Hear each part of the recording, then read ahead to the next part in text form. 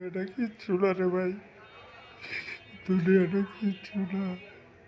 টাকা ছাড়া কোনো মূল্য নাই। টাকা এমন একটা জিনিস ভাই, টাকা ছাড়া কোনো মূল্য নাই। আজকে টাকা নাই, মূল্য নাই ভাই।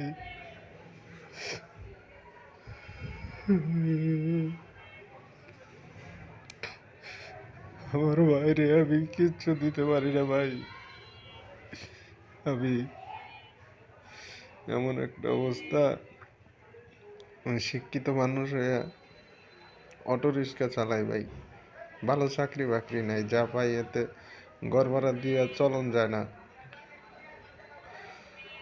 মার খুব বিপদ, আর সামনে বহুত বড় রোগে আক্রমণ করছে এখন।